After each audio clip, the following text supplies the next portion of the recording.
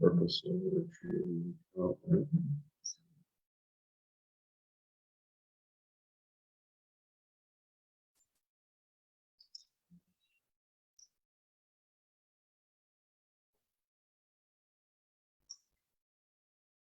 Okay, sorry, we're adjusting to the screen here.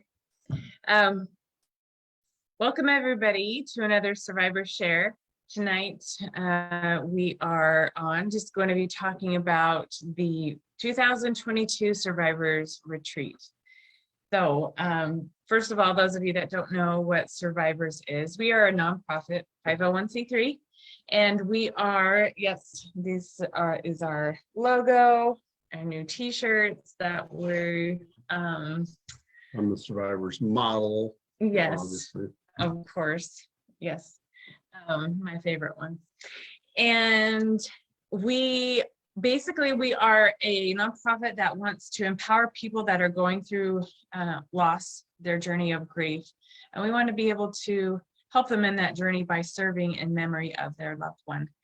And so as we've lost our daughter, many of you may know, and it has put us on this journey of being able to want to serve in her memory. And we do that through whatever we can do through SRVIVRS. That is our journey. We'd love for you to join us. We'd love to honor your loved one. So please connect, always message us if you feel that you're ready to do that. And we wanted, like I said, to talk about the 2022 SRVIVRS Retreat. Now, since SRVIVRS is relatively new, we've been around for just a couple of years.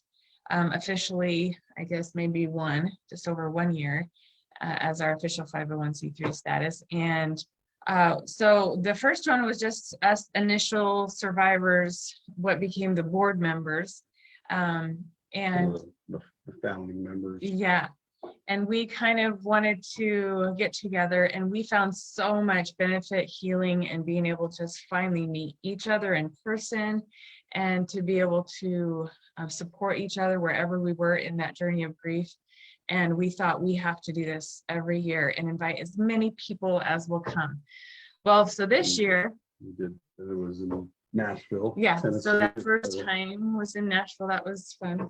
And it was Shannon and Grayson Jensen's home. Shannon does our social media for us. She's phenomenal, amazing. She makes us all look good and on social media. Does all our branding stuff.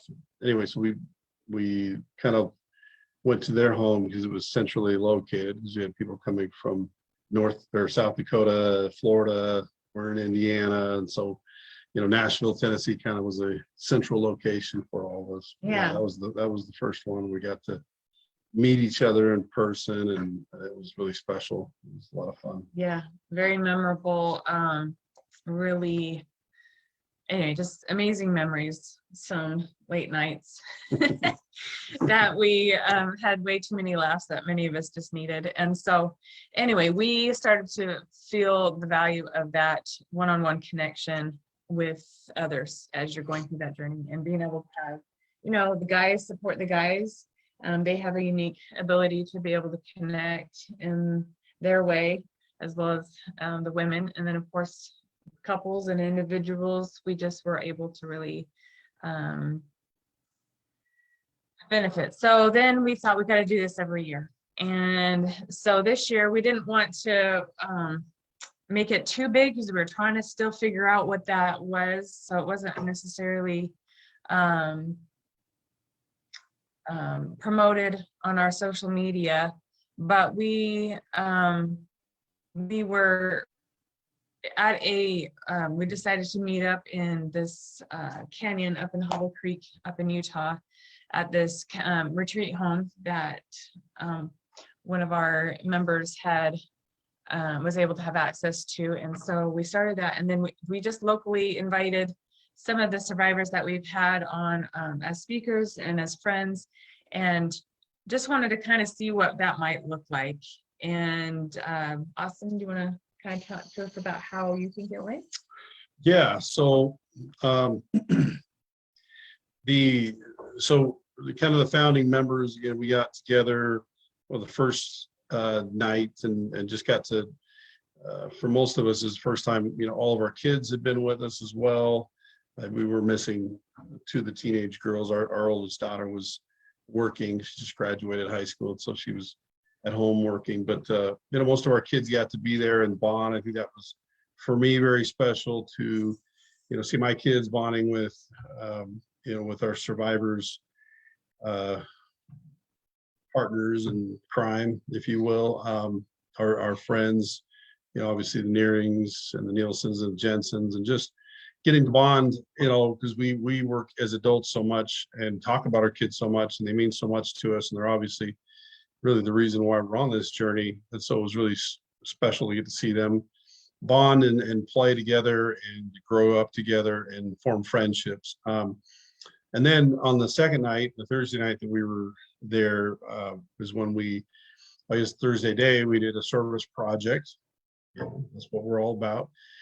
Went to a community reservoir and there in the kind of the Hobble Creek area, and we picked up trash around a park in a kind of a swimming beach area at this reservoir, and just got to do that in memory of our babies, of our loved ones, and obviously just to serve the community.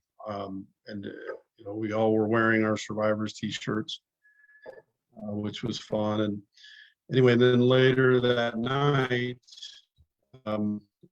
several, so I call them our SRVIVRS family, people that have gone and spoken, done these Sunday devotionals with us, those that have connected with us online, those that have shared their story.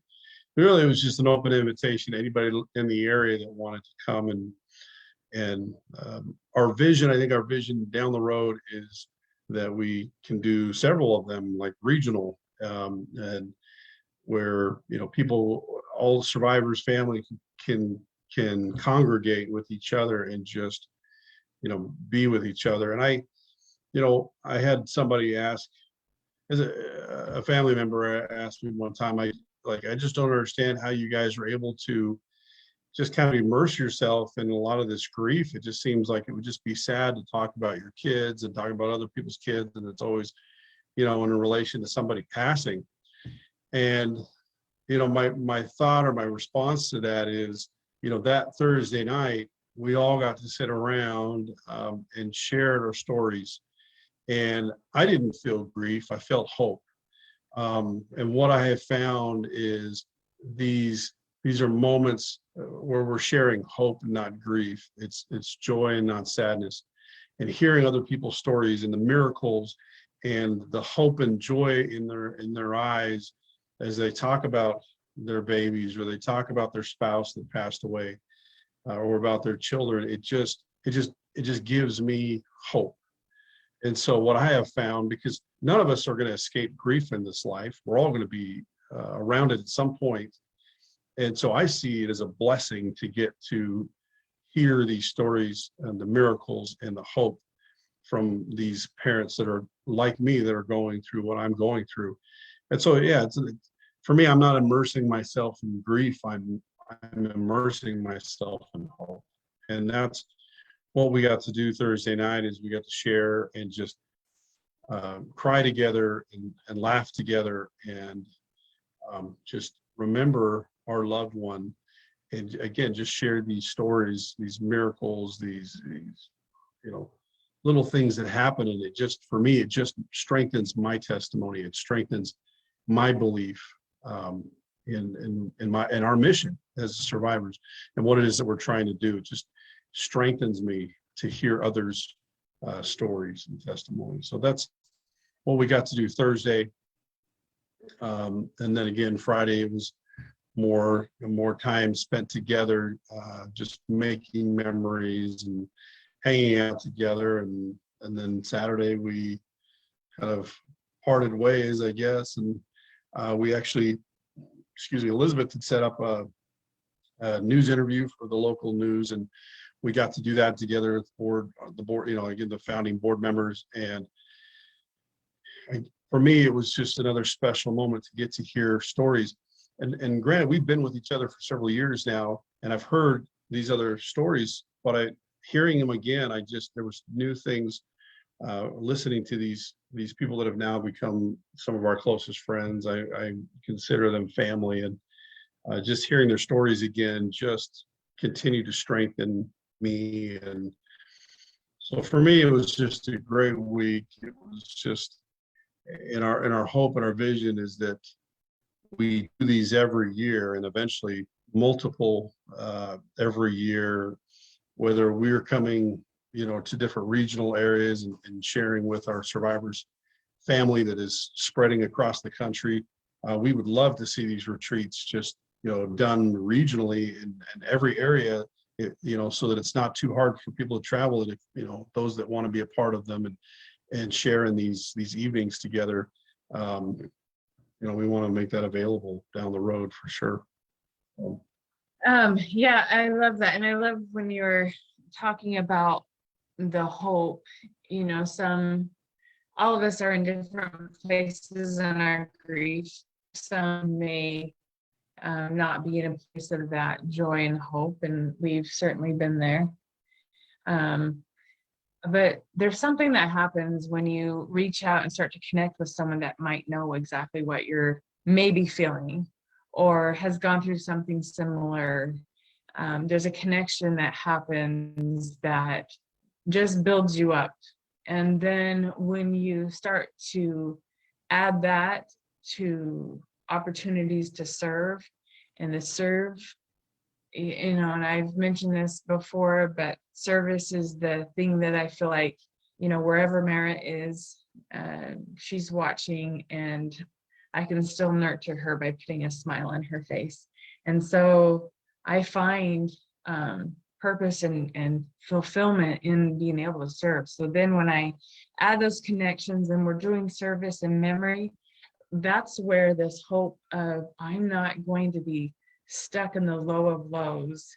I'm not going to be stuck in the grief and the down parts of those waves. Like I can find more opportunities to be on the higher end of the grief waves and this grief journey. And so we want to invite everybody to be able to do that.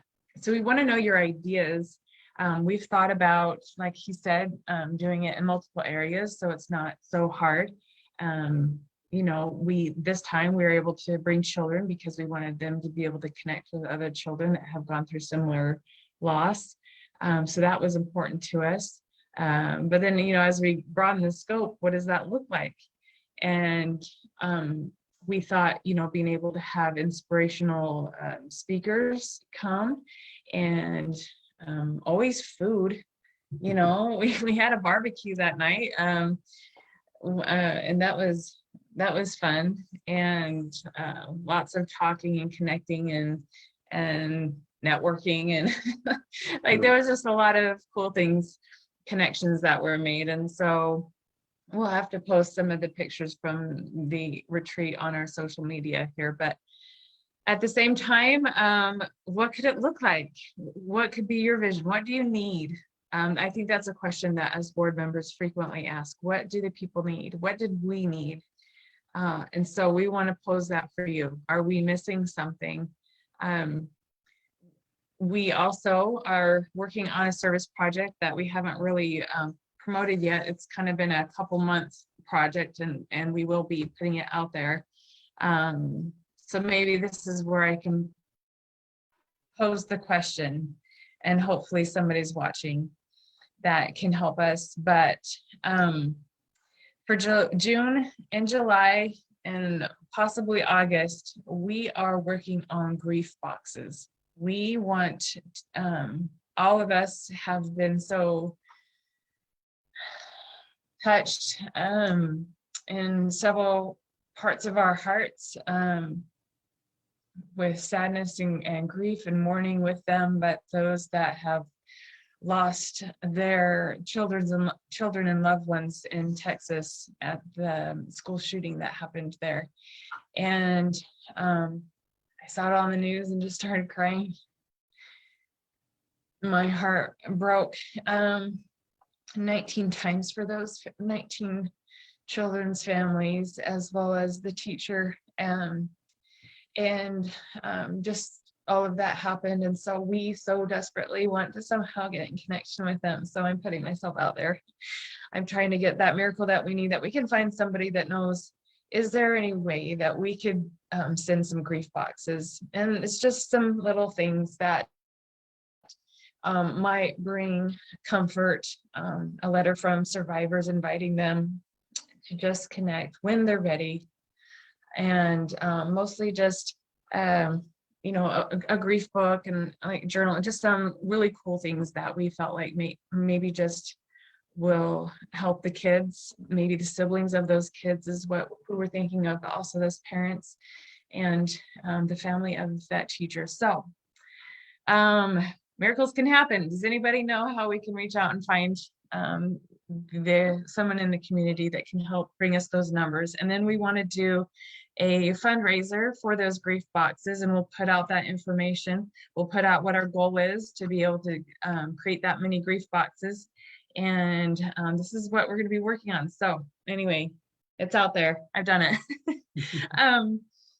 And I think we obviously acknowledge the fact that, you know, these families are all going to be in different places in their grief, and, you know, maybe, you know, I think realistically we know not all 19 families in the family of this heroic teacher are going to, you know, be ready to talk or connect, or you know, but we just like Elizabeth said, we want to make those, try to reach out, or at least find somebody in the community that can, you know, deliver these grief boxes to these families. So, you know, if you know somebody that lives in that community, or somebody that lives close enough to where they would be willing to, you know, reach out either through the school or find a way to deliver these boxes. And then that way it's in a respectful and appropriate way to get those to them and say, hey, you know, these are just a gift for you to use in your grief when you're ready. As an organization that's out there with open arms, waiting to, you know, to bring you in and do what we can to connect with you and share with you and cry with you, and, you know, hopefully someday smile with you. And that's really what, you know, we obviously respect everybody's grief journey. And I think that's one of the cool things about Survivors. Our mission is we want to meet you where you're at. It's not, it's not, hey, you got to be here in your grief and then you be part of what we're doing. It's, you know, wherever you're at, there's something, and that's our one of our goals, to be in a place where we have something for everyone, no matter where you're at.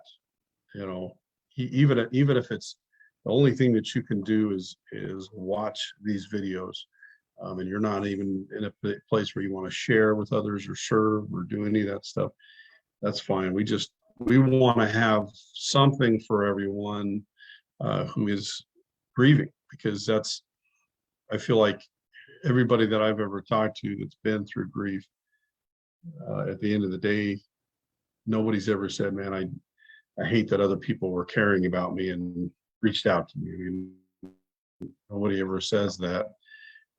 Not everybody's ready when those moments happen, but I think we've all, any of us that have experienced grief, always appreciate when somebody's reached out or made an effort to say, hey, you know, we're praying for you, we're thinking about you, we're here for you, you know, let us know if we can help.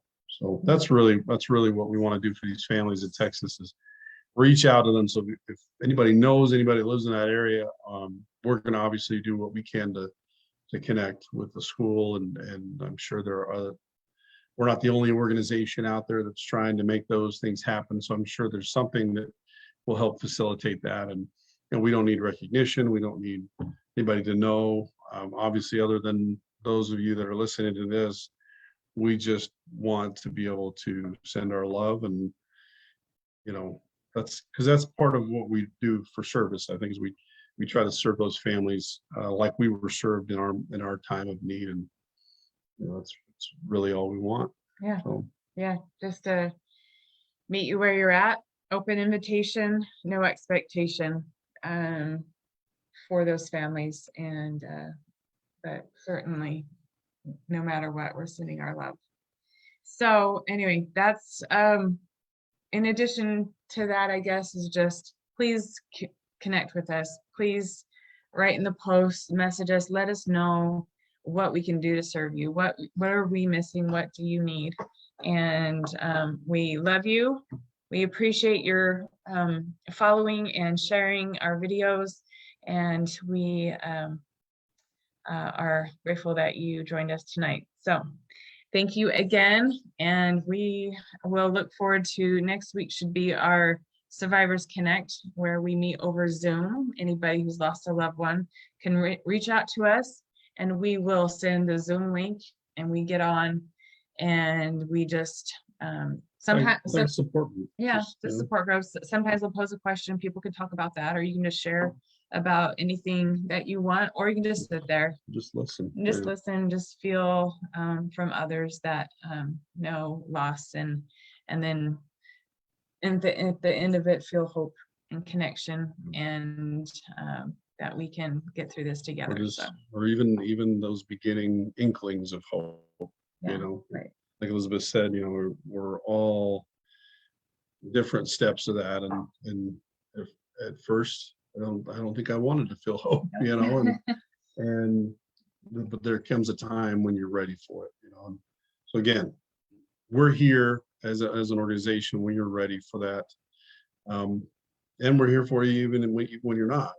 We just want you to know there's an organization out there that cares, that understands, because again, everybody who's founded this organization has experienced that kind of loss. And so we know what it means. We know we've been through these phases, and we continue to go through this grief. Just to let you know that you don't have to go on that journey alone. Yeah. Yeah. Okay. Well, have a great evening, and we will hopefully see you next week on our Zoom. If not, we will see you in August. And have a good night. Bye. Bye.